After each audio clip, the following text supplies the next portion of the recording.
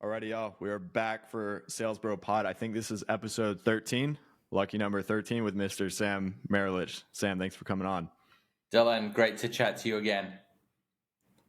Awesome, guys. So, Sam, I'm going to ask you in a bit, tell us a little bit about where you are. But for reference, Sam was one of the first guys that I met like over a year ago on this side of Twitter, Money Twitter, whatever you want to call it, before I think either of us were really on this side of Twitter or like creating on this side of Twitter. So we've seen each other like grow in real time, which is super cool. And we're in, I would say, like complementary industries. So a lot to talk about. But Sam, just for the viewers, I'm sure some of them know you, but those who do not, what are you up to? And then we'll take it back and see how you got there. Yeah, absolutely. So my name's Sam Marelich. I run a recruiting agency called Next Venture. And essentially what we do at Next Venture is we help companies that have raised venture-backed financing, so companies that are selling B2B software, build out their sales teams. And really what I look to and where I solve problems, I put it under kind of one of three categories, right? So it's usually helping companies find their first sales rep. So it's a founder that's done all of their sales to date, and it's time to outsource that part of the job. The second piece is helping companies expand into the US. So say it's an Israeli-backed company or a company from Australia or a company from the UK, and they need someone on the ground in America. I help those companies find that American-based salesperson. And then the third one is helping companies expand out their teams. So helping companies grow and scale their teams. So very, very niche in that it is like B2B sales recruiting, but also it's a pretty big space. Yeah. So I know a lot, like each of us have that mixed following of like some high ticket sales and then some like enterprise sales. And so I think this is going to be a cool, like, come together moment where you're going to get some interesting perspectives, because each of us, I think we acknowledge that there's a time and a place for both of them. And depending on where you are and what you're looking for, I mean, you're not going to go wrong with either option, assuming it aligns with what you're looking for. So, going back, man, obviously a big part of your story, and I know this, maybe not everyone else would know this, but you're not even from the US. Like are you from Australia? Is that right? I'm from New Zealand. Which people often ask, like, is there a bridge between Australia and New Zealand? It's a 3-hour flight, so not quite. We'll get there one day. Cool. So let's take it back, man. Like, when you moved over to the US when you were like early 20s, right? Yeah, actually, so this week it'll be 7 years. It was the day after I turned 23. Okay. So, and you moved over here to kind of pursue a version of what you're doing today, right?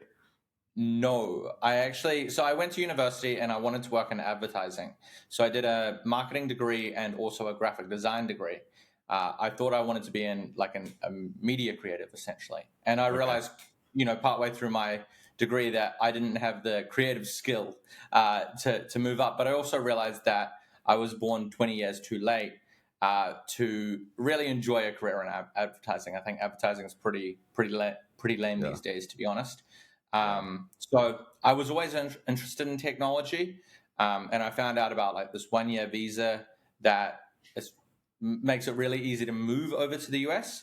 So I did that. I took the 1-year visa. I moved to the US.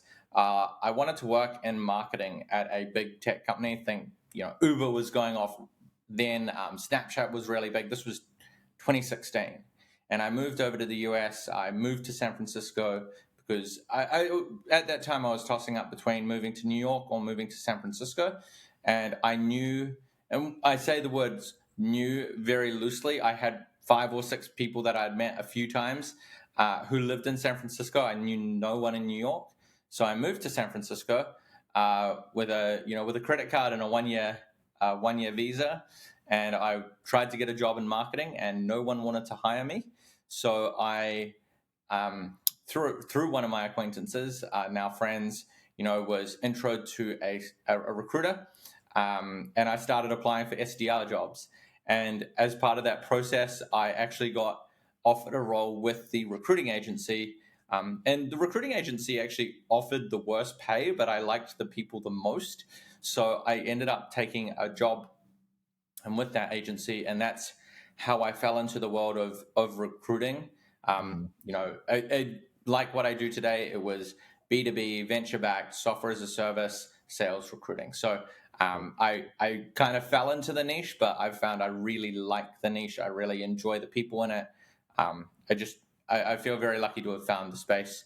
Yeah, And it was a total accident. for sure. When you were initially applying for jobs, do you think people weren't really receptive to the idea because you only had a 1-year visa? That's the first thing. I think if you're listening to this, and you're not in the US, um, companies are scared by the idea of sponsoring people. It is just like this tricky black box of how do you do it? What does that mean? Do we have to bring in immigration lawyers? Is this going to cost us $50,000? It's got all of these very scary connotations. So you're definitely fighting against that. The second piece that I didn't appreciate when I moved to the US is how much of this is kind of like a game of insider baseball. And what I mean by that, I live in New York now, but I think you see this play out in New York and California in particular, where there are these jobs that are, you have to go to the right schools to even be kind of considered for, or you have to have this long way around. And in New Zealand, it's very much, you can kind of talk your way in. A little bit of grit and a bit of hustle takes you a really long way. And I'd worked really diligently through college. I'd worked at an ad agency. I'd worked at a couple of small businesses doing that marketing. I thought that kind of experience really counted. But the people that I was going up against for these marketing jobs, they just walked out of Princeton. They just walked out of Brown University. They just walked out of Duke. And I didn't realize that was a game that was being played around me. And obviously I could not compete. So that was a little bit of a rude awakening, frankly. Yeah. Yeah, I mean that brings up a good subject that I know I've seen you talk about is like the value of I mean being able to put a certain school on your resume. I know in your space it's like very, very important. In high ticket sales, it's like they couldn't care less. You know? I think it's worth putting some nuance on this, if I can just jump Of in. course. When it comes to enterprise B2B sales, I always advise people get a degree. The reality is 95% of people in this space, and it's probably even higher than 95% of people have a degree. Frankly, it doesn't matter where you went. If you're in B2B sales, doesn't I always say, if you were 16 and you were saying, hey, I'm thinking about going to college, where should I go? I would say go to a good state school. That is fine. You don't have to shell out $60,000 a year and have to go to one of these top 10 institutions. But the second piece, and I think it needs to be said explicitly, within the venture capital world, there's a statistic out there, and I'm mangling it a little bit here, but something like 50% of venture capitalists in the United States went to either Harvard or Stanford alone, just those two schools. Yeah. I ran a search because I was curious about it a couple months ago, and I was looking at where did venture capitalists in New York, go, and it's like they went to an Ivy League school, or they went to MIT, or they went to Stanford, or they went to Caltech. And I did the same thing with the founders of the companies that I've worked with, these founders of venture-backed startups. And out of something like 35 startups, not including, once you exclude founders who were born overseas and went to universities overseas, there were two or three companies where at least one of the founders didn't go to an Ivy League school to Stanford, to Harvard, to MIT, to Caltech, to these extremely elite institutions.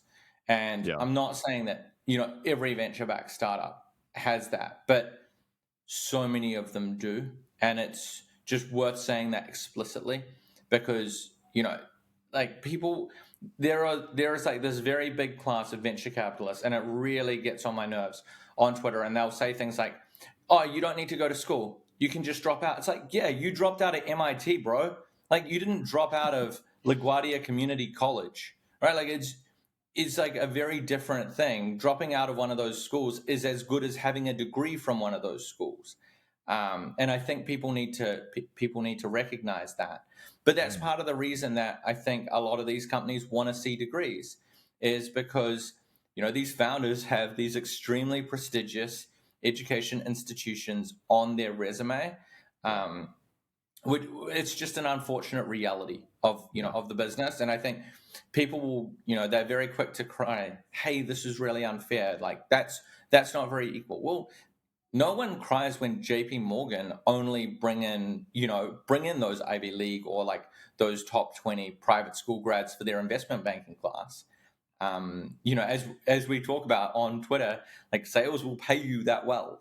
So you don't think that there should be any kind of like preconceptions or like pre-qualifications? Come on. Yeah.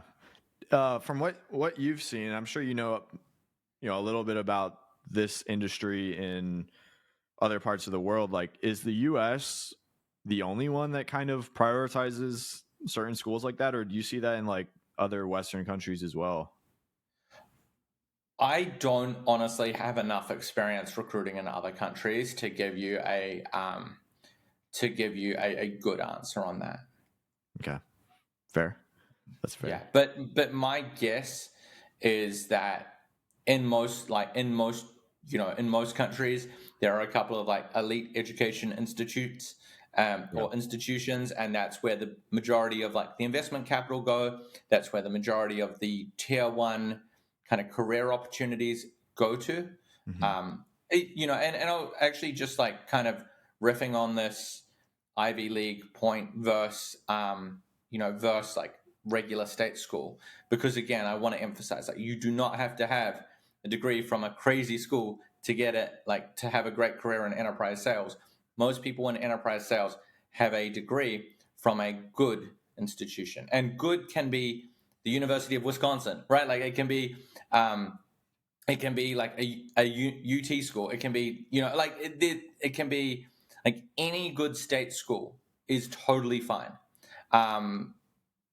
Like, don't go to DeVry. That's A, a scam, and B, it's like it looks bad on your resume. Don't go to the University of Phoenix. But outside of that, like, you are pretty good. And actually, one thing I did back in 2016 or 2017, because I was really curious, is I went through the Salesforce like graduating class of, or like the hires that Salesforce made from the graduating class of that year. And it was really interesting. If you went to like an Ivy League school, or if you went to Stanford, then Salesforce, by and large, like, do not hire those people into SDR roles. They hire them into strategy roles. They hire them into product management roles. So it's kind of interesting. Like, you actually see like just a totally different recruiting track. Yeah. Whereas like a good example of a school that pumps out a lot of SDRs and is one of the best schools in the country is UC Berkeley, right? So it's kind of funny, like the number of SDRs that come out of Stanford versus UC Berkeley, it's probably 10x more from UC Berkeley, like per capita. It's kind of interesting just watching that play. Damn. I'm learning a lot right now. It's all very interesting because I like I know people in this space and know people doing well, but in my mind it's like, yeah, just go to a school, climb up, but like there's other factors that could I mean parlay into you having success or not having success. I think when you said that dropping out of, let's say, a school like Michigan looks just almost or just as good as like actually getting the degree, assuming you have a good reason, like that's news to me, which is pretty interesting. Yeah, for a lot of those schools, it's really a signaling piece, right? Especially if you're a founder, and we kind of we have this. It's the founder myth, right? Like, and you see it in Bill Gates, and you see it in Mark Zuckerberg, and you see it in Evan Spiegel. Like, it's all these founders. So it's like, oh, look at this boy genius. He dropped out of, and usually it is, I mean, all of those guys were either Harvard or Stanford. But it's like this guy, he dropped out of school, and they really gave permission to an entire generation, I think, of entrepreneurs to drop out. without the reputation hit. It's almost like the prestige comes from being let in as opposed to actually achieving anything. That's interesting. So getting like back to you, like leading up to where you are today, you got in with this recruiting agency. It kind of opened up your eyes and probably a lot of doors as well. And Mm-hmm. were you doing SDR work? We were talking about this briefly, but Yeah. So in my first year, I was a candidate development specialist, and what that means in enterprise sales lingo is I was an SDR. What that means in high ticket sales lingo is I was an appointment setter. And in the game of recruiting, like a lot of service based businesses, we actually didn't spend a lot of time bringing on new clients. Right? It's actually kind of interesting, I think, compared to say selling software or selling a course to some degree. Really it is like a services based business where you have a book of clients and you're looking after those clients and you want to grow those client businesses, and then you're adding just a couple of accounts a year often to what can be a very successful desk. So my job, for that first year was I was reaching out to candidates and I was having that first conversation with them. So it's, I'd reach out to you. Hey, Dylan, I've got this really exciting role. We would talk a little bit about what you've done and what your achievements are. We'd talk a little bit about the role and see if it's something that you're interested in. And, if that passed muster, I would hand you over to, what we called a talent partner, which, in the world of enterprise sales, my account executive, who would then kind of manage the process from there. What's kind of interesting, I think, about recruiting versus like a traditional sales role is in recruiting, you judge your prospects a lot more, right? And what I mean by that is if you're selling a cybersecurity software, you have these two companies and you've got a chief like information security officer, right? A CISO. You look at that person and person A, like he might have been at like 6 different companies over 6 years, and person B has this great resume.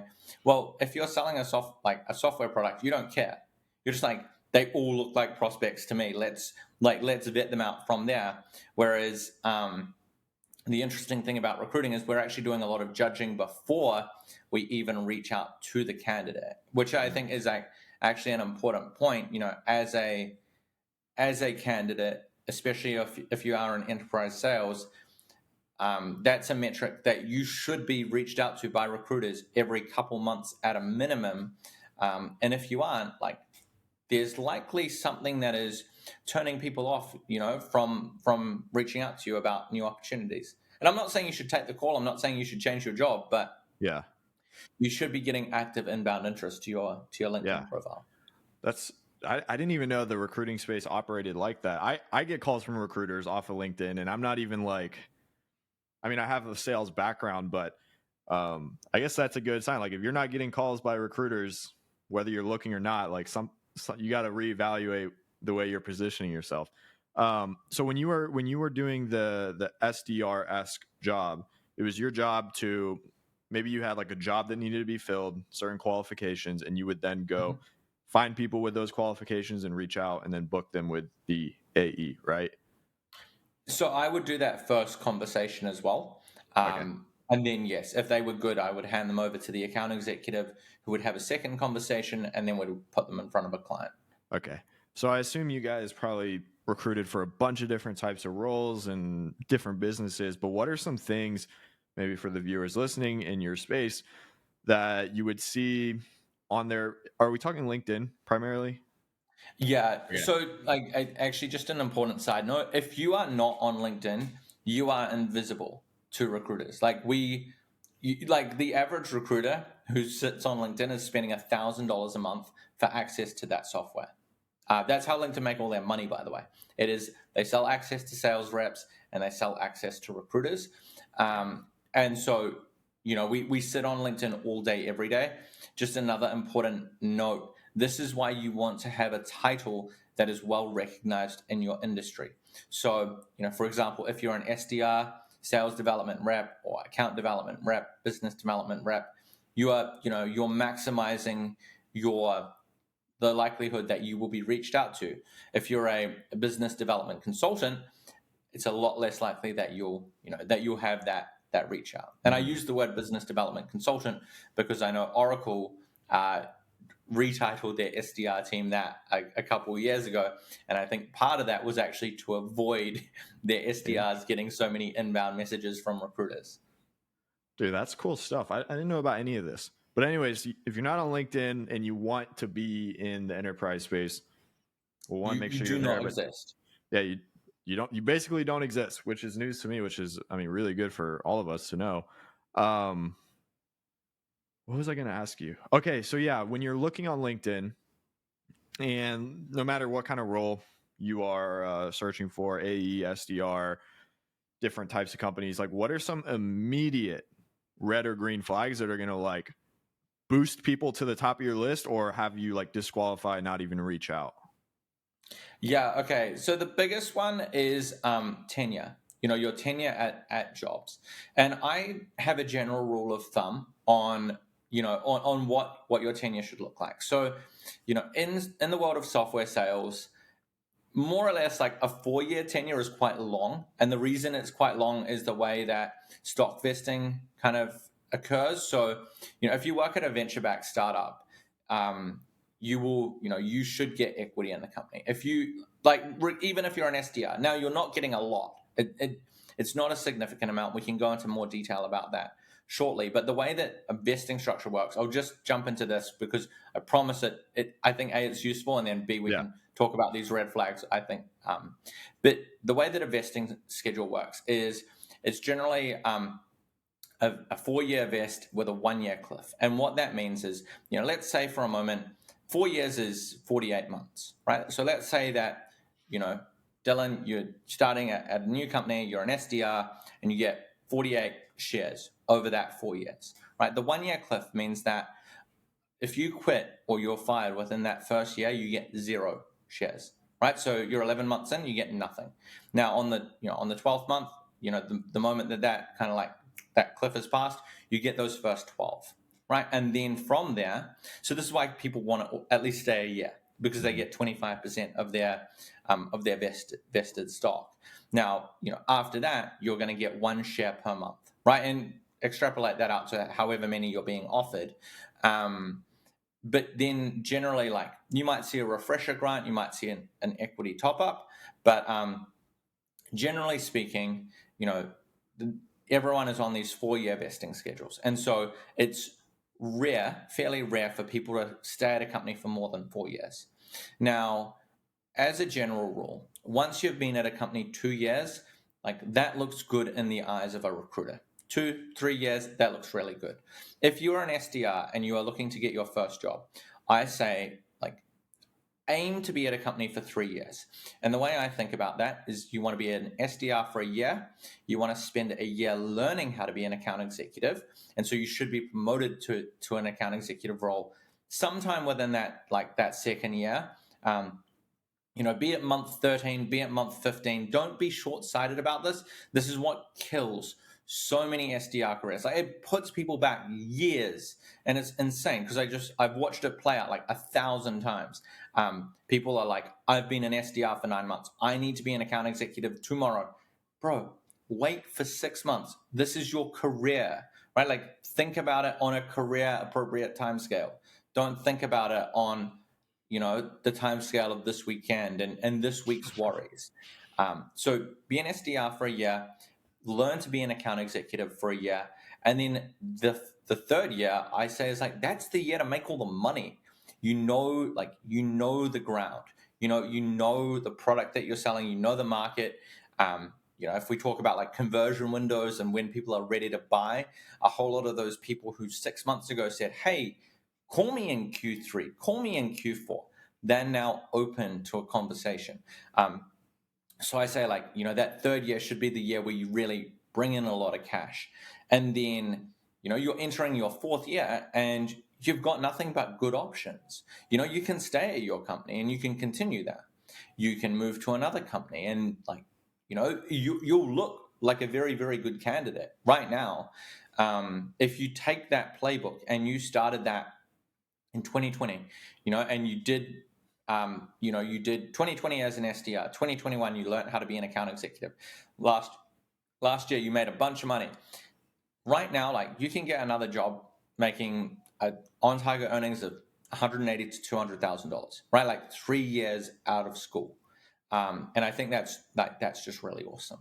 Yeah. So the big one is Tenure. And I actually posted about a guy whose profile I saw the other day, because I just thought, like, this is someone who it is functionally impossible from where I sit to get this person a good job. And I'll just walk you through, like, this person's career history. Yeah. But they were in, I think, an SDR for, call it, like 6 months back in 2018. Then they were an account executive for like 7 months in 2019. They were at a company for a year and a half, like after that as an account executive. And then they've had like 3 tenures of 7 months, 9 months, and 6 months, right? And like those last 3, everyone has been like, this person has put that they've been, like there's been a reduction in force. They've been layoffs that they've been caught up in. And you feel sorry for this person, but like, this person is someone who's more or less like unemployable from at least where I sit, because, there's just like this 4 or 5 year pattern of jumping jobs all the time. And when you look at someone who's on LinkedIn, and they have been very hoppy, you don't reach out to them, because like they have just shown that they can't hold down a job. And the other thing that's just tricky with LinkedIn is, and people know this, is that if you're at a company for 6 months, right, like you started on June 1st and you ended at the end of December, it's probably going to show up as like 8, because, if you push that back that day, 1 day, end of May, and you push that last day forward 1 day, like Jan 1st, you've now been at that company for 8 months. So like, people like myself who look at LinkedIn profiles all day, and like we do. I've looked at probably 200,000 LinkedIn profiles, maybe more, over the course of my career. Like, I can look at a LinkedIn profile in 15 seconds and tell you if that person is worth reaching out to or not. Like and this is the reality for any recruiter, any hiring manager, is we have seen so many profiles that we just know what to look for very, very quickly. Yeah. But the piece there is, we automatically are taking a couple months off that tenure.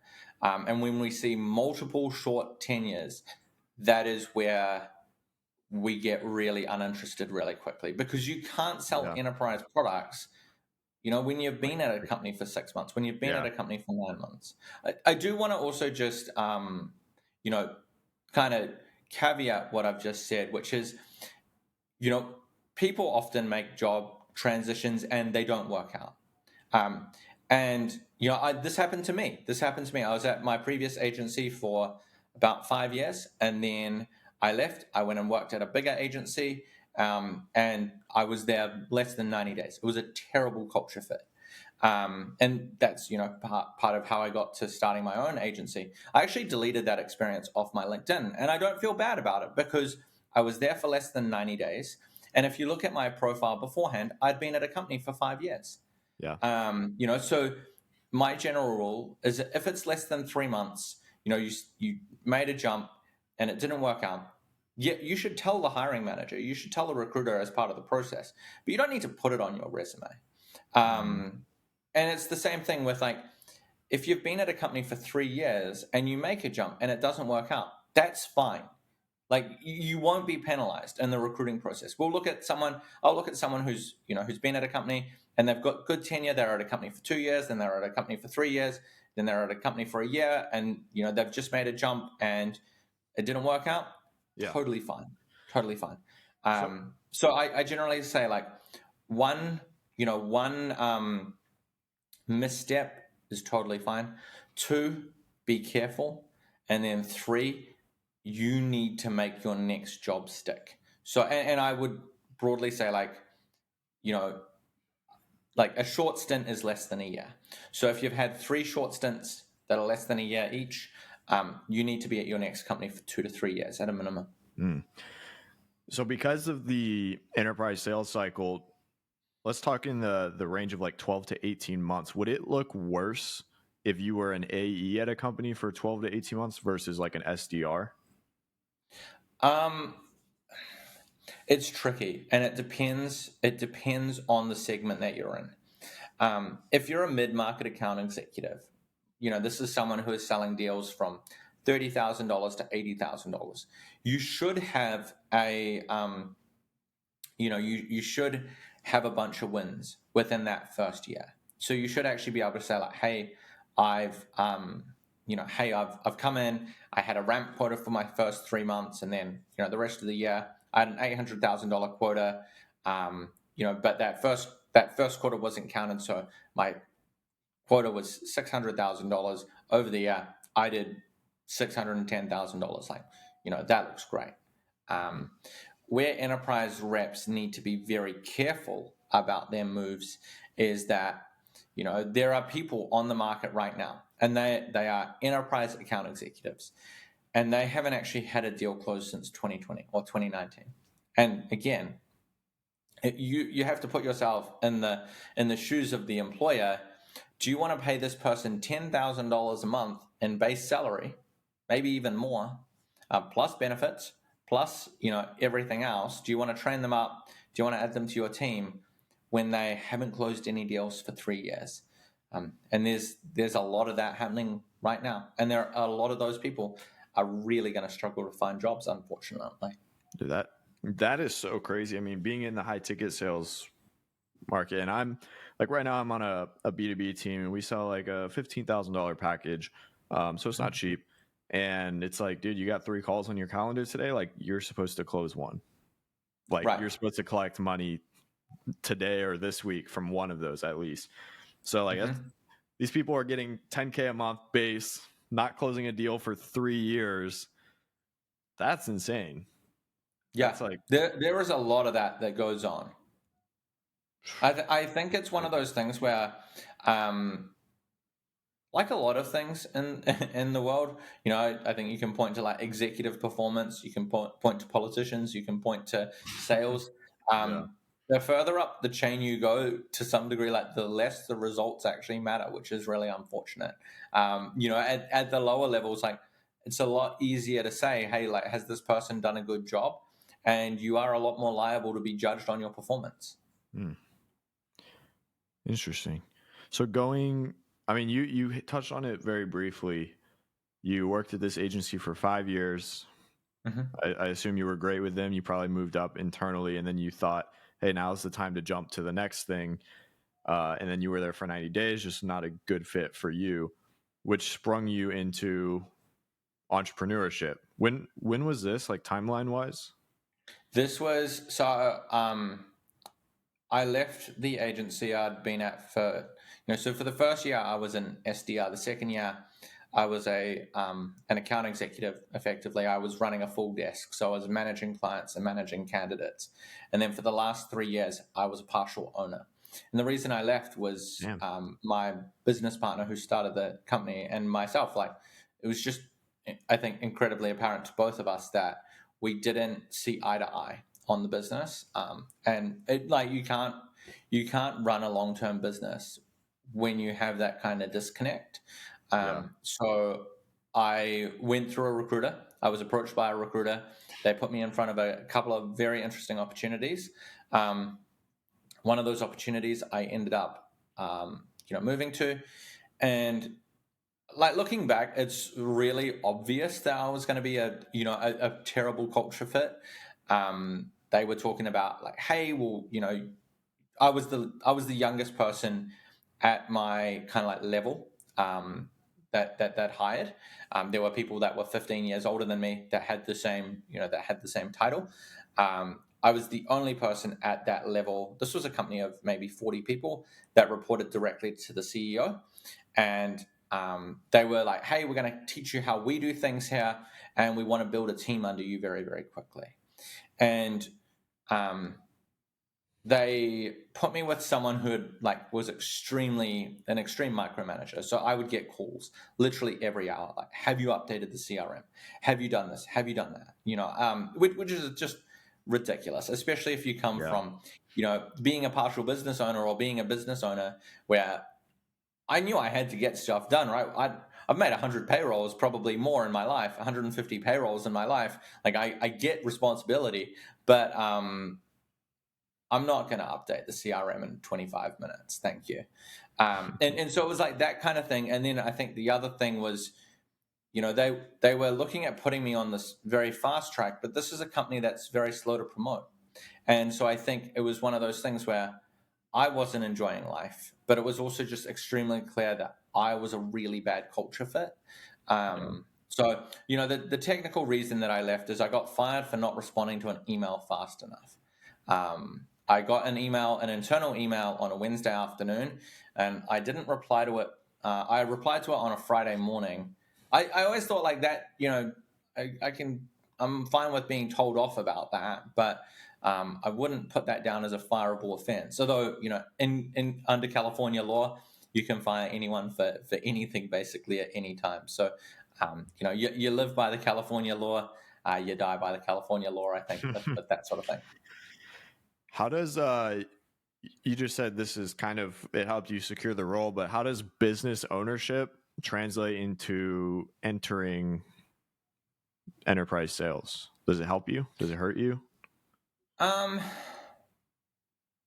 think if anything, I think business ownership broadly, I don't know if it helps, frankly. I do not know if business ownership helps.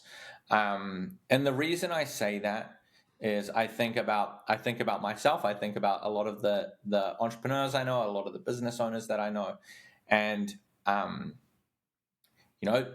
a lot of us, I would put myself in this category, are very poor political players. We're not good at playing company politics. We don't necessarily have great tolerance for company politics. And, if you are going to work at a company where you're selling an ERP solution, and, you've got to get the head of IT, you've got to get the chief financial officer, you've got to get legal, you've got to get procurement, all to sign off on a $2 million, product buy. You've got to consider, what are these people's careers? What are their motivations? What's their life cycle? You just have to kind of put into a lot of perspective, like, what's happening with the politics of this company, and where can I leverage that to help move my deal along. So I think, to some degree, like, if you are a business owner and you enjoy not playing the political game, I actually think enterprise sales is probably quite a poor fit, to be honest. Yeah. No, I mean, there's definitely one thing, like, sure, you get the comfort of, a nice little, not little, but nice base pay and benefits and all that. But I mean, there's ups and downs for each side of it, whether you're in high ticket sales or not, or enterprise sales. I'll give you like an example that I come across probably every few days with the candidates that I speak with, right? So the companies that I work with, they're generally maybe like 10 people on the small side. It doesn't make sense for me to work with a company that's not doing about $500,000 worth of revenue, because if you haven't done that much, frankly, like, you, the founder, need to be doing that first $500,000 or thereabouts of like sales. If you've done 400K, like, we should talk, but if we've done 40K, we shouldn't, right? Like that, Yeah. that's kind of how I think about it. But the person who wants to join a startup, who wants to join like a Series A startup or a seed stage startup, is not the person who joins a Series E company. And, I'm referring to people who aren't familiar with venture funding rounds, right? So your first round is a seed round usually, then you've got Series A, B, C, and so on and so forth. And, you stop raising those rounds when you go public. But when you join, say, like a seed stage company as the first account executive, or as the fifth account executive, you're joining a company that is probably somewhere between 10 and 30 people. And then that same company 2 to 3 years later is often 500 people, And so those people, they come out of their 4-year vesting cliffs, and it's often, hey, I was at this company, I joined, I was employee number 42. We now have 1,000 employees, and it's too big. And one thing that kind of like tracks with that, those increases in funding, with those increases in headcount, is your ability to do really big deals, right? So like when companies start, they often start selling relatively small deals. They'll start selling $10,000 deals, $20,000 deals, $30,000 deals. The ideal first sales hire for most companies is a mid-market account executive, someone who can do $30,000 deals regularly, $50,000 deals like often, and has experience, call it like in that 30 to 80K range. But 30 to 50K is often where a lot of those early stage deals happen. So if you're that strategic account executive who has done, a $3 million deal, then you can be a fantastic salesperson, but you are not a good fit for this company because the product is not it's just not built out enough, right? Like Yeah. you're not going to be able to sell that product to ExxonMobil in any real way. And I think, just to riff a little bit on this, where people can sometimes delude themselves, or sometimes they find themselves in these companies that seem a lot better than they are, is they'll join a company because, we had a $50,000 deal with BMW. We had a $50,000 deal with T-Mobile, or $50,000 deal with Deloitte, or whatever. You need to recognize that a $50,000 deal with Deloitte or BMW or whatever, these companies have innovation arms, right? And their entire purpose is to spend $50,000 like on 30 different pieces of technology, and they're just kind of playing with it, right? Like there's a very big difference between spending 50 grand and 50 mil, like in terms of how you're architecting like the core operations of the business. And if you really want to go into enterprise sales, you want the one that can grow into like a $50 million opportunity. Yeah. Dude, this is like, I'm super interested in all this. And I'm like thinking of all these questions. So I'm curious, like people that are coming straight out of school, or maybe they have relevant experience and they're looking to break in, hitting on like the series, like the funding rounds. Is there any particular, like in an ideal situation, do you tell people like, hey, you should really aim for series A, B, C, or pre-seed, or like, is that a thing in your space? Ish. What I would say to people is, I don't think it really matters where you start. Because it's easy to optimize, or it's easy to give people advice, that they should optimize. But the reality is like, you have to break in first. Like breaking in is the first piece. And, there are like some very, very good, like megacorp SDR training programs. Oracle and Salesforce are like, good examples. I do not I would not hire an account executive out of Salesforce at a startup, but an SDR who goes to Salesforce, is there for a year, or is there for a bit and then makes a jump. Maybe they're an SMB account executive and then they move to another company. Like that's a very good way to get into technology sales. If you're an Oracle like business development consultant or whatever they're calling it these days, and you go in and now you're in tech, like you're in, right? And so like that's the key piece. What I would say is I would be careful. I would be very careful about joining any company as the first SDR. I wouldn't join a company that hasn't got a couple of account executives already if you're joining as that first SDR, because your equity is probably not worth anything. You're not going to get any real training, and you're not going to be like, it's just very difficult to see that growth path past being an SDR. So it can work, but you are taking a gamble. I think if you said to me, hey, we've got a Series A company, they've got 3 other SDRs, and a team of 4 account executives, should I join this company or should I go and work with a CEO? and be that first SDR, I would say in 8 out of 10 cases, and the other two might have very good outcomes. You have to assess your personal level of risk tolerance, but in 8 out of 10 cases, the people that join the Series A company will end up a lot further along. Yeah. That's pretty similar to what I would tell people too, whether we're talking setters or closers. It's like, I want to see a track record, man. Like if you're the first one on the team, like you're going to have to make the track record and you might not be able to do it. It's a lot of risk. I think as well, like, if we talk about the space on Twitter that we're both in, it's very interesting to me, as someone who is not in the high ticket world at all, but I'm starting to see the high ticket world, like, the barriers to entry are going up.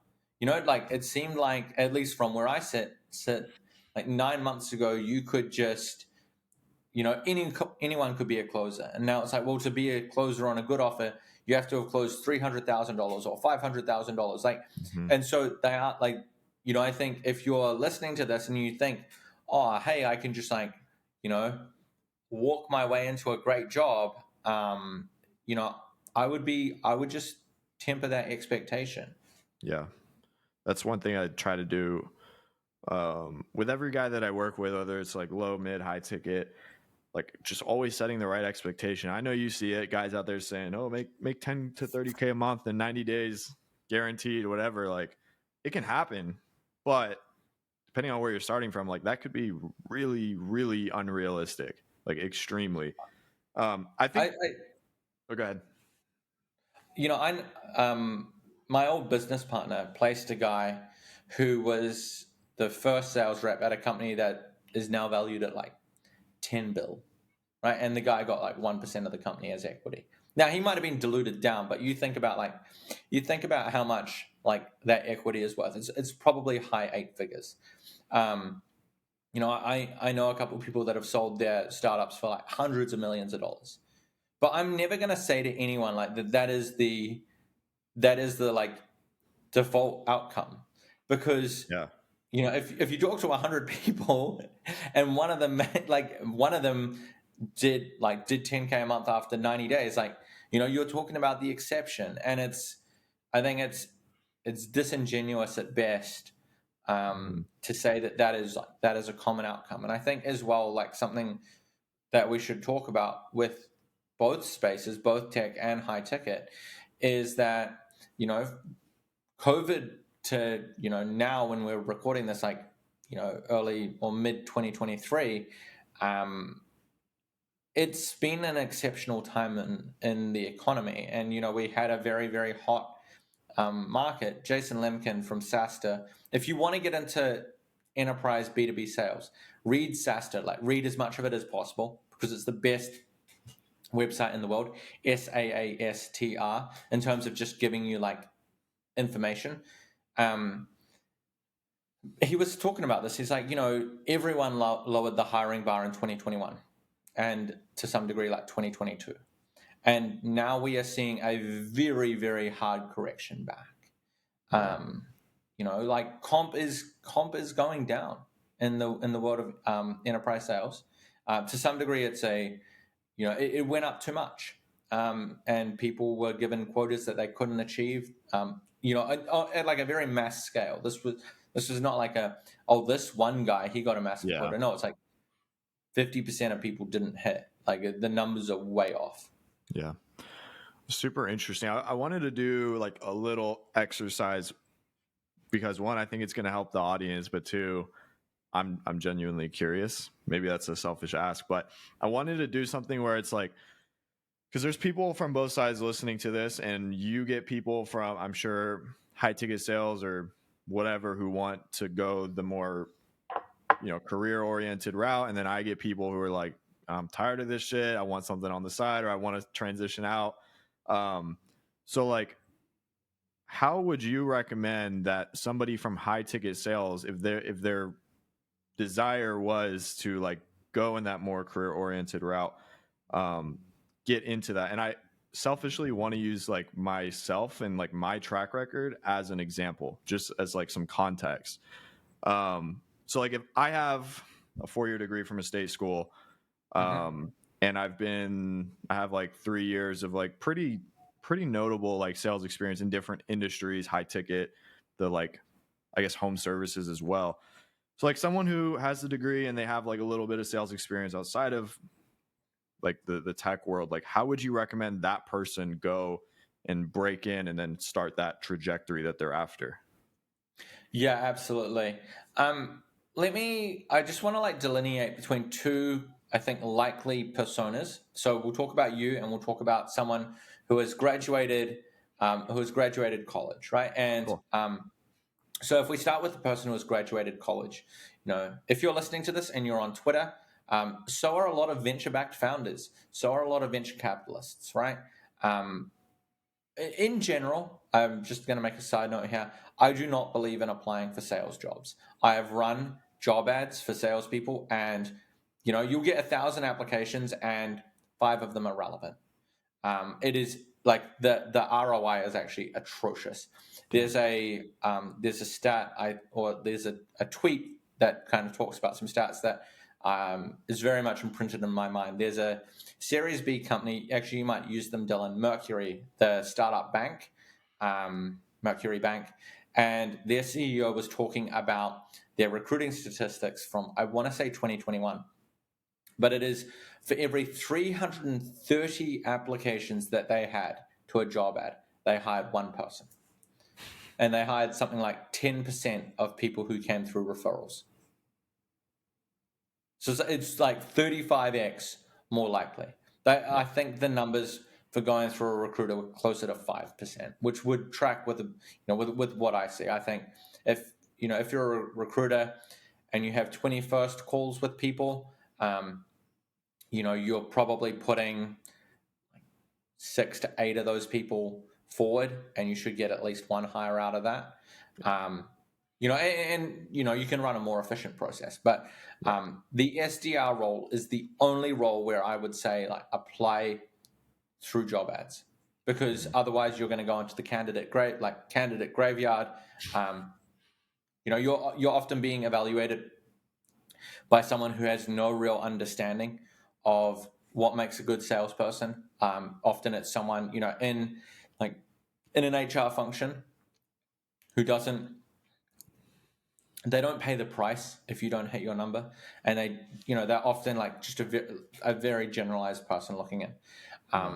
But with that being the one exception, like SDRs, I've found a lot of great SDRs through job ads. It's the one time I would say use a job ad. So that's the you've just come out of a state school. Maybe you've done a little bit of high ticket closing. Maybe you've worked in your school's alumni relations, your call center. One of the favorite things that I see on someone's resume. Maybe you've done something like College Works painting, or you've done some sort of door-to-door sales role throughout your career. I think for someone like yourself, Dylan, if we just take it back to what you said earlier, working on an offer where you're selling a B2B service and you've got a lot of calls booked for you, you're doing deals in that $15,000 range.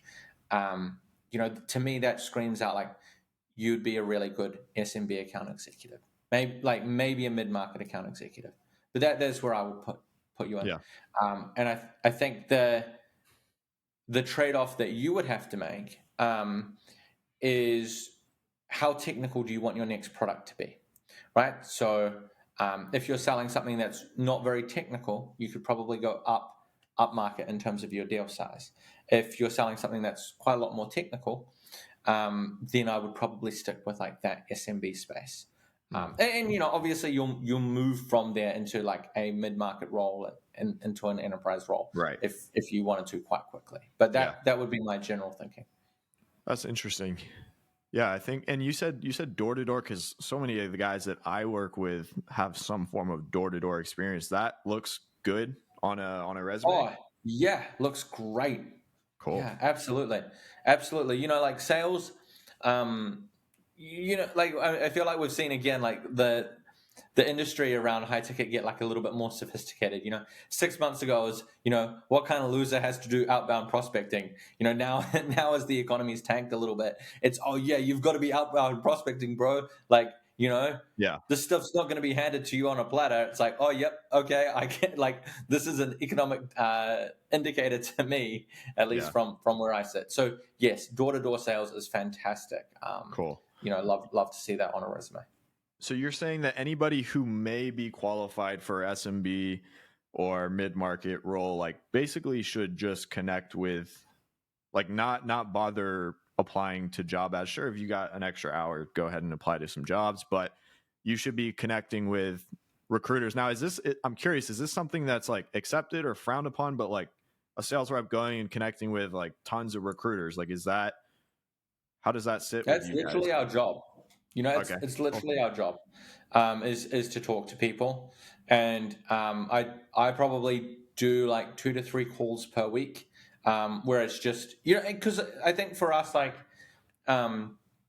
it's um it's like, it's good to help people, and then B, sometimes it helps us. Like, it doesn't always help us, but I've Yeah. definitely made a fair few placements off these kind of calls. And then thirdly, I think from a market like research point of view, it helps us keep sharp as well. Like, we are fundamentally in the business of understanding our market really, really well, and the more conversations we have, the more in tune we are with what's happening.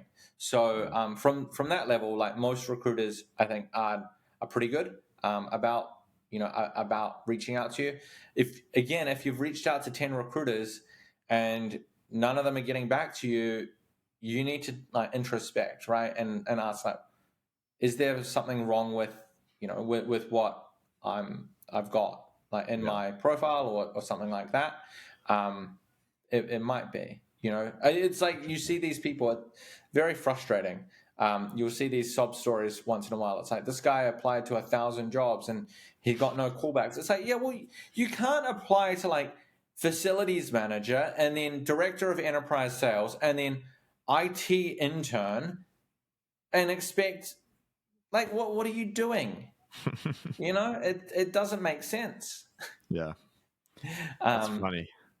I've seen stuff like that, and even in high ticket sales, some of these guys are like, I've applied to all these jobs, and it's like nobody's hiring, and there's people that come and just think the world is against them, man, and it's like dude, No, just bro, you are against yourself, like, the way you're going about it. yeah, It's and I think, like, it's worth saying this explicitly, because I don't think people necessarily understand. But the way that working with an agency like myself, happens, and what it looks like for clients is, here's a conversation that I had very recently with a company. They're expanding into the US. They want to grow their sales team.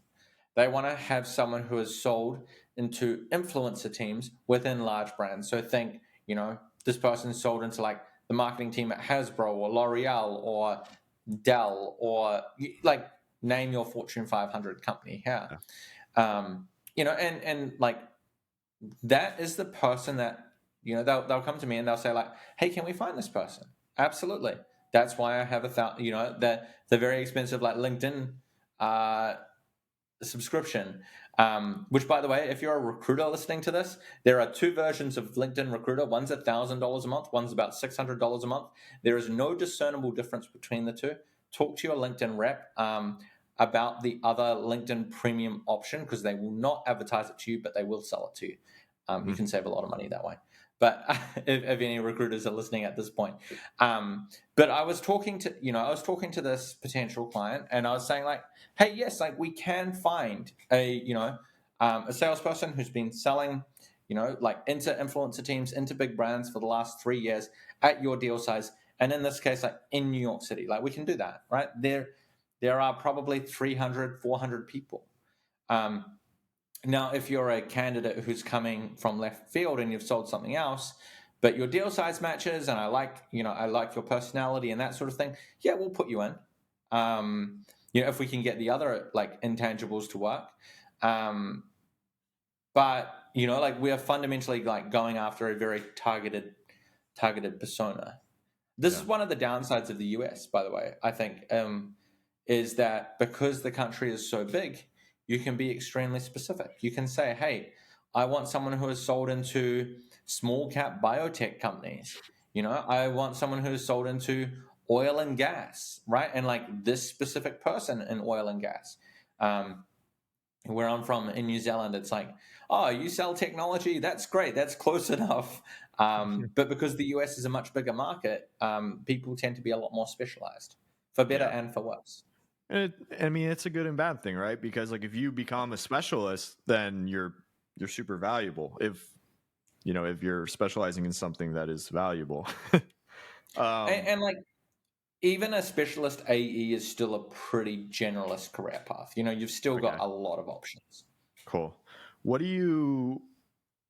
And this is probably a really interesting. Being that the market is kind of in the place that it is, there's a lot of people going to one and from the other. If somebody, I'm going to make up a person right now.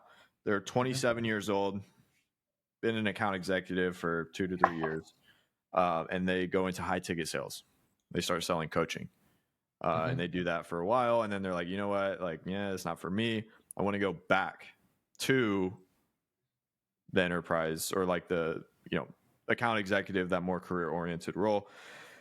What does that look like for you, or I guess from you as a recruiter, or like a potential, a company that would want to or is looking to hire? Like, does that look really bad, or how does that look on the resume? I think it looks bad. I think here's my view on high ticket sales is if you're in college, if you're trying to break into sales, I think high ticket sales is great. If you want to be an entrepreneur, if you want to eventually start your own business, and we were talking about this before we hit record about some of the people we know in the space, and all these people, they haven't even been in high ticket sales that long, maybe a year, less than 2 years, I think, for all of them. And all of them are no longer actively closing, right? They're doing other things, generally that are relatively entrepreneurial. So if you are leaving, the established like world of enterprise sales and you are thinking about going into high ticket sales, I would only do that if I had an intention of working for myself. I wouldn't do it just to do it. Yeah. And I think another, like, this is not high ticket sales specific, but this is kind of related. Where we're going to see a lot of people set their careers back, and I can think of a few examples of people I personally know who have done this. But if you're selling a technical product, you don't want to move to selling a less technical product, right? So an example of this, if like in California, a really big company is Gallo Wines, right? So like Gallo Wines is this large liquor distributor, and they've got a big sales team, a good sales team. Another example would be like a company like Paychex or ADP, right? They have massive field sales teams. Now, a lot of people go from those companies into selling technical products. Maybe you're selling GitHub, or maybe you're selling Twilio, or you're at Salesforce, or wherever it may be, right? But you've made the jump. Maybe you're at some small company, like some small startup, but you've gone from selling wine or very commoditized like payroll solutions or business insurance or something that is like relatively like easy to understand from a technical point of view, and you've gone down into a more technical sell.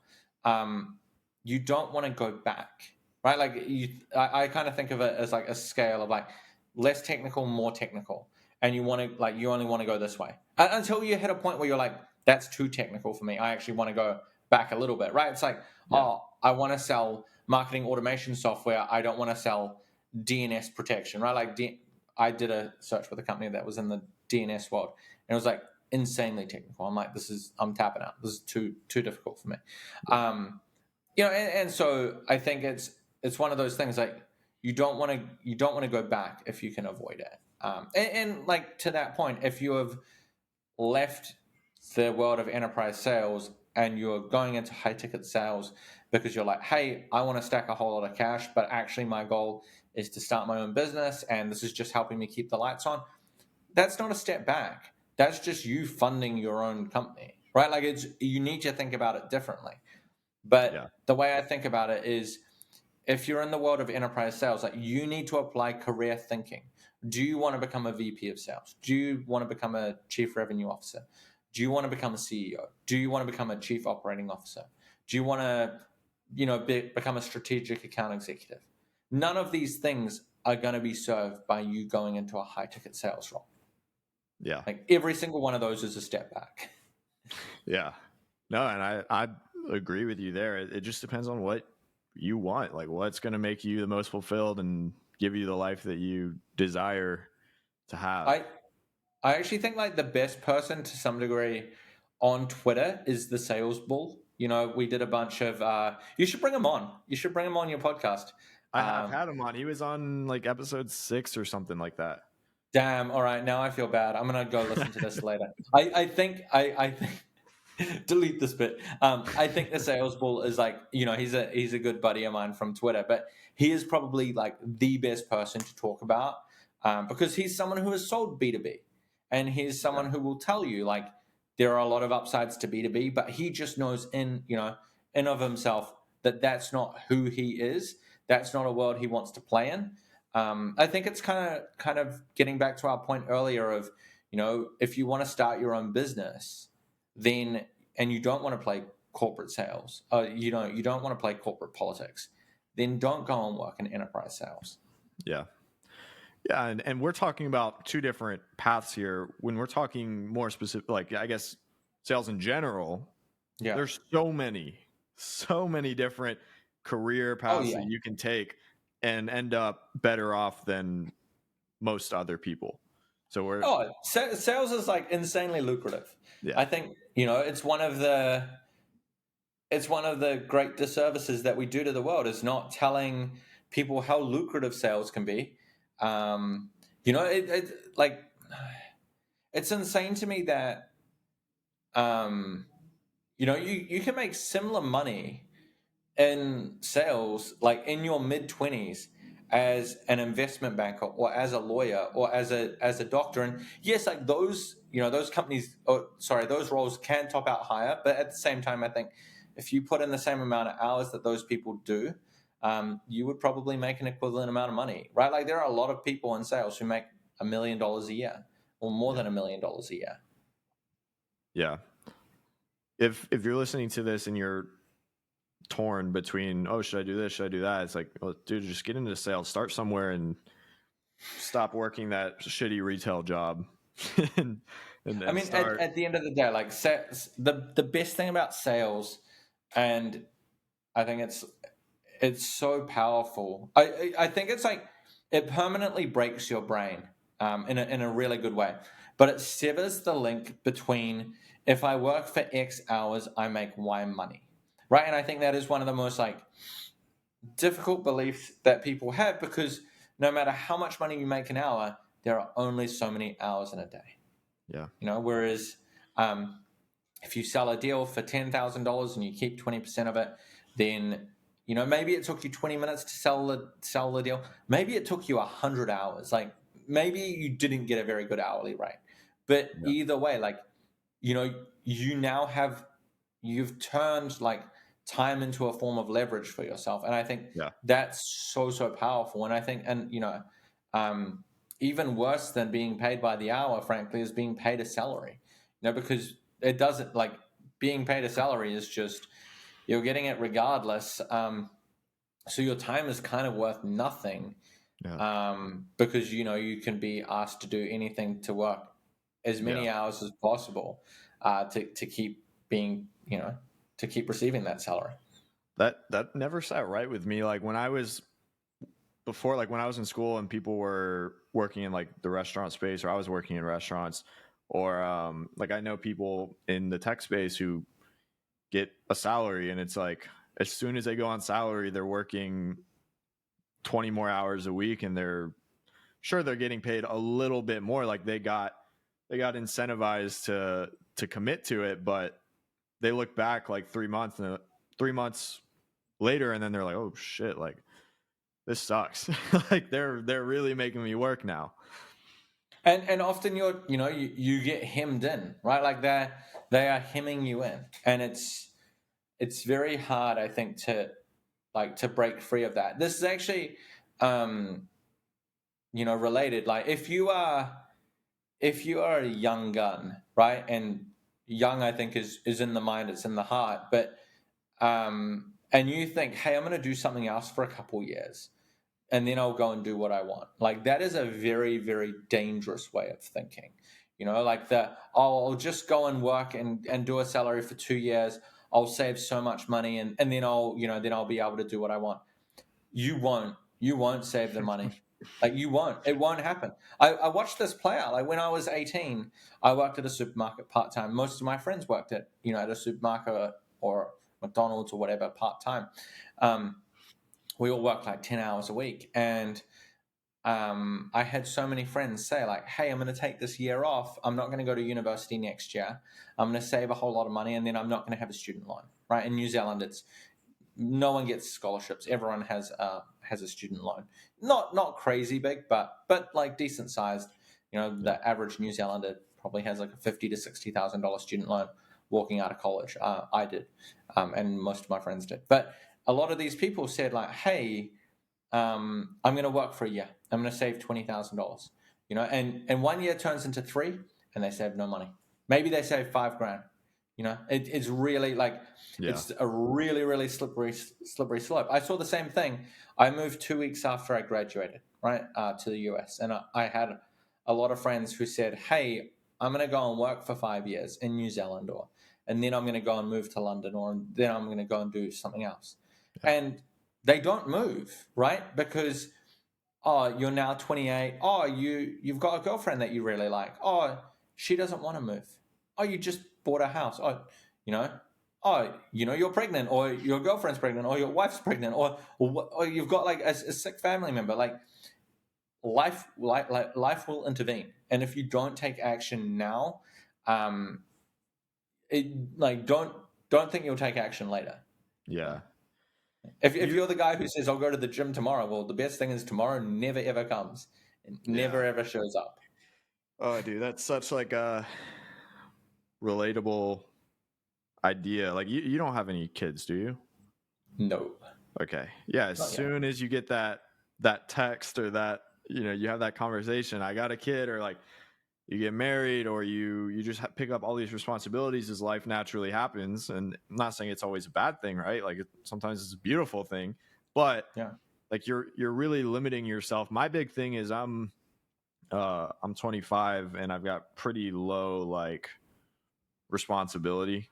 Sure, I've got girlfriend and friends and people that I have to tend to every once in a while, but like I realize that now like is the time to put the foot on the gas, because 5 years from now I might not have the same opportunity to do what I can do today. So most of the people listening, I'm assuming they're going to be in that late teens, 20s, 30 range. Like if you're in the position to put your foot on the gas, like don't wait until tomorrow, like do it now.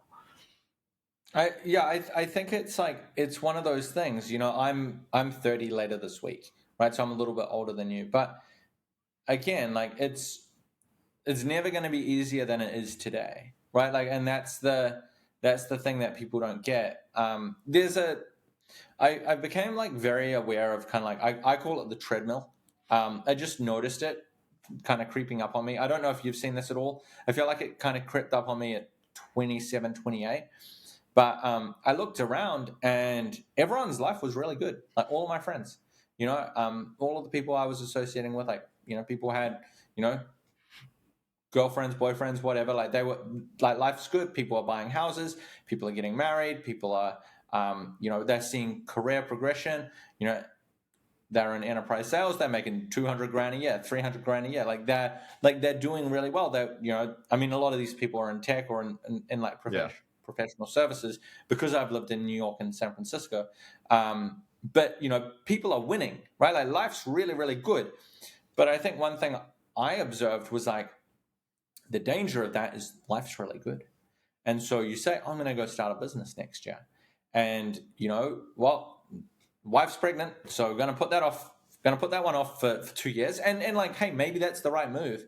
But if you're not careful, you're going to wake up in 15 years and you're going to be 42. And like, again, life's still good, but, you've just been laid off, and I think like this is something like to keep in mind is like, one of the dangers of enterprise sales and like that whole world is to some degree like it is a young guy's game. Like high ticket sales, even a younger guy's game, right? Like you don't see a lot of enterprise salespeople aged 58. Like it's not like, you just look in your organization and ask like, where is the ball rolling to, and what are the opportunities for me? There's so much cope around this idea that like your 30s are better than your 20s. Like your 30s are when life starts. Maybe I'd like to think I've got a very like exciting decade ahead. I mean, I'm sure it'll be great. But part of that is like I did not piss away my 20s. Like I got 2 degrees. I moved to the US. I like got a whole lot of professional experience, and if you look at yourself, like it'll be the same thing. You've done all of these things in your 20s. You're not coming up from like, oh, I'm working at Whataburger, and all I've got is like 12 grand of student debt because I dropped out of community college after 2 semesters, and like I've got no functional skills. It's like, like you are like, if that's you, like you're so far behind the 8 ball, and you need to remedy that today. Yeah. But yeah, I think like, we just have to be honest about this. Like your decisions matter, and your decisions matter today, and you need to be thinking on a bit of a longer time scale than you probably are. Yeah. I tweeted this yesterday, but talking about like the average American statistic, I'm sure you hear it. It's like, oh, like don't worry, you have more time than you think, or like, don't worry, the average American only makes this much money, like you're ahead, or the average American weighs this much. Like the average American is not somebody that you want to be in any realm, like But also financial, relationships, health, anything. You do not want to be the average American. uh, also like the average American's not trying. Exactly. Right? So if you're looking at these guys and you're like, oh, I've tweeted similar things like in the past, because I agree. It's like it's the highest degree of cope. It like, be like, if you're average and you're not, and you're listening to this, well, hey, good on you. But like if you're listening to this, I'm guessing you're probably not, because you're looking to to improve your life. You're looking to move things forward.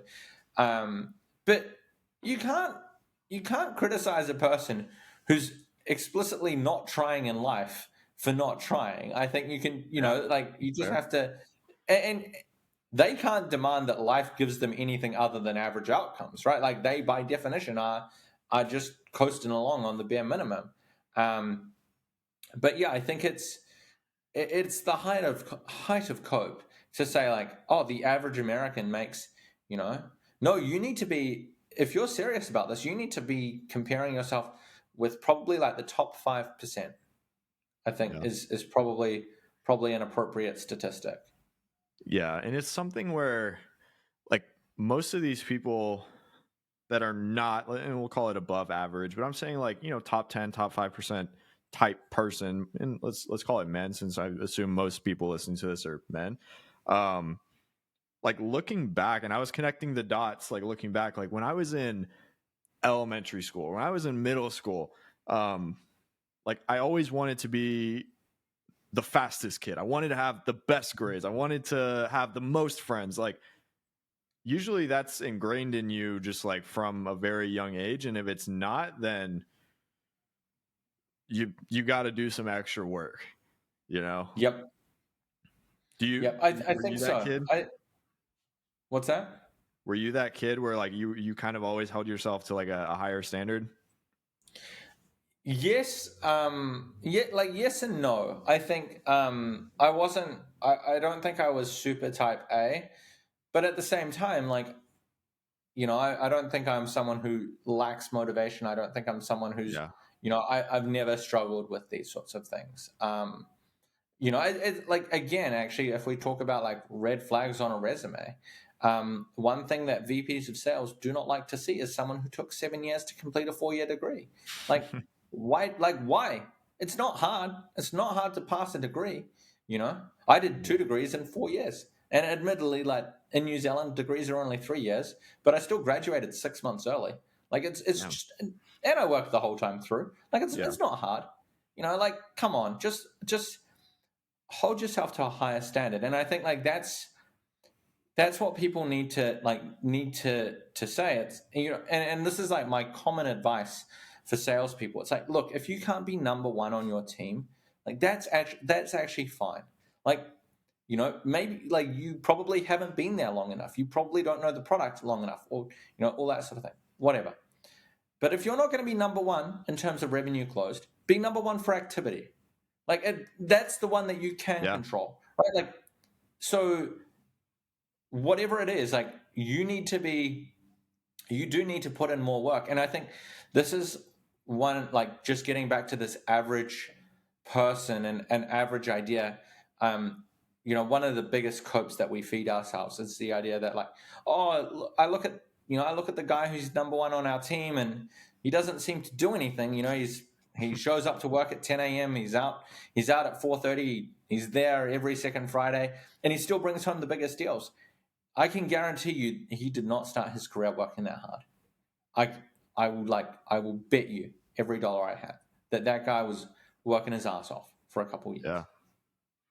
Yeah, just compound. I mean, yep, 100%. It's that person is sitting on like a mountain of compound activity, and people don't want to, they don't want to admit that. I think this is kind of like we both joined Twitter at the same time, and I think 2 points that I'd make on that I think are kind of interesting.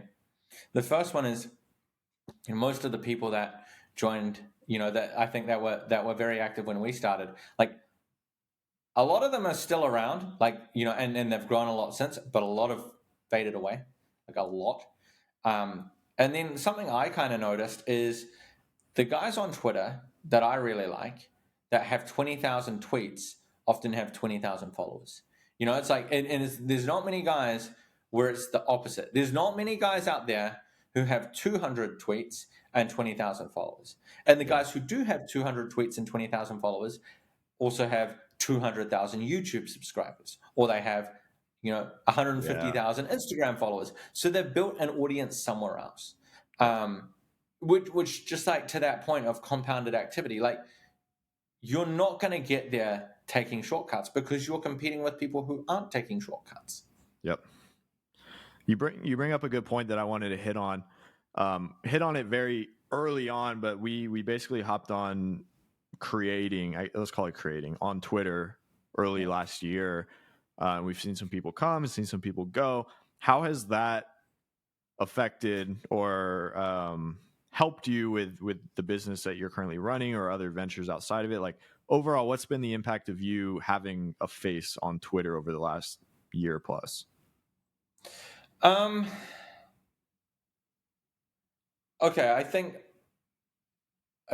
I'm interested in your answer on this as well. So I'm going to ask you this in reverse. From an income point of view, it has been okay. It has not been spectacular. I think it will be very good this next year. But it's been a very slow burn for me. It hasn't been great. And I think in terms of hours spent, it has been a very poor investment on that dimension. But that said, I feel from someone who runs their own business point of view, I now have a lot of marketing content, and this has been a very invaluable, experience in learning how to tweet, and actually like tweeting. And like that sounds really dumb, but I think you can observe someone who's just getting started on Twitter versus someone who's a couple thousand tweets in. It's a lot more fun being on the platform, frankly. Yeah.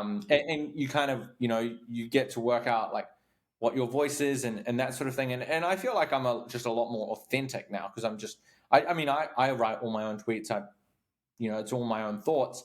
So there's definitely that piece.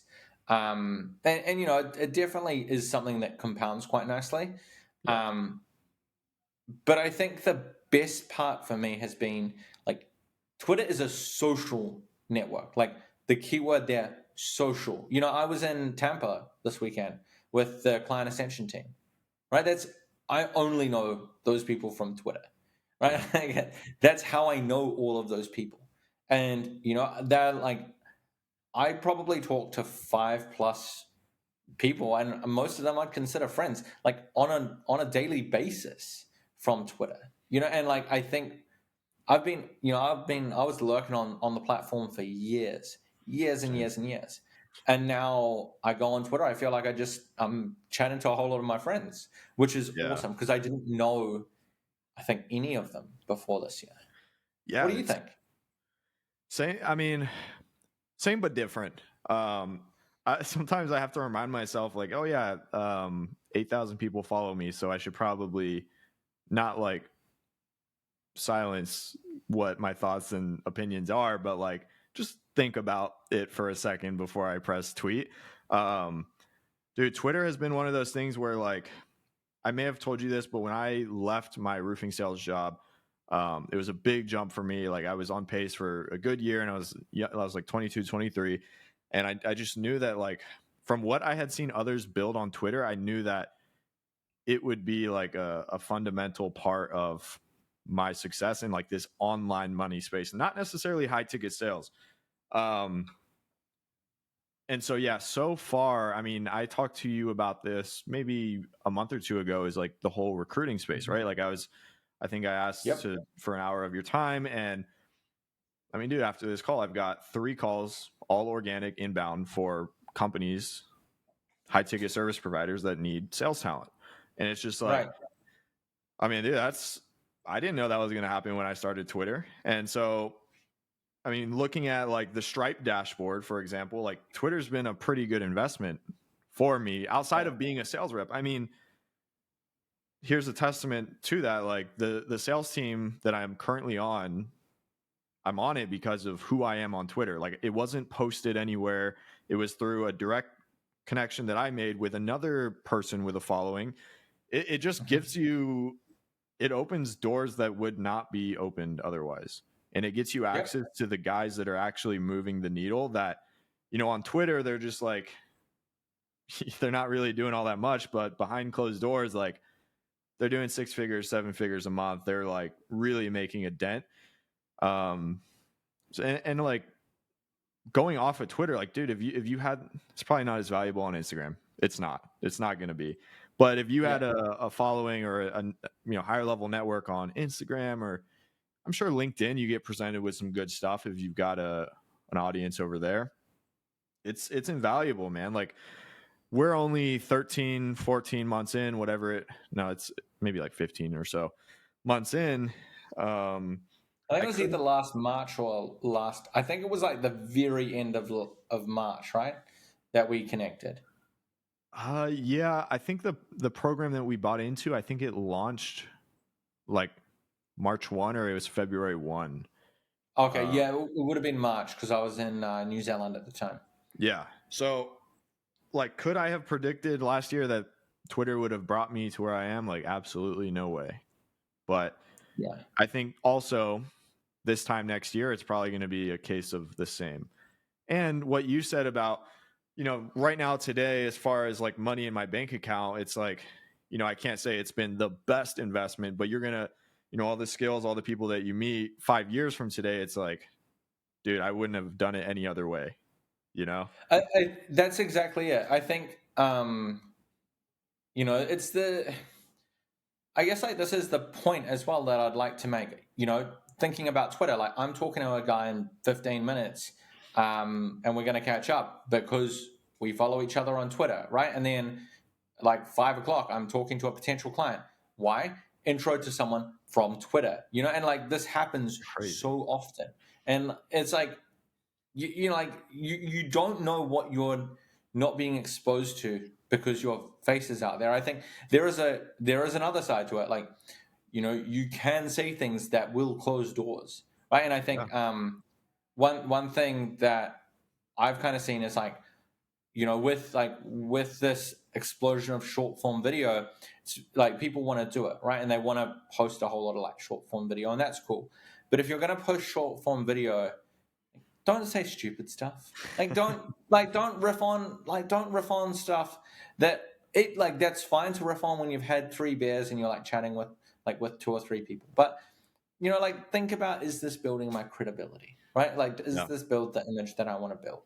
And I think a lot of people frankly don't do a great job of that. But the whole idea of Twitter and that sort of thing is like, you don't know where it's going to go, but the idea is like it increases the amount of luck that can run into you randomly. Yep.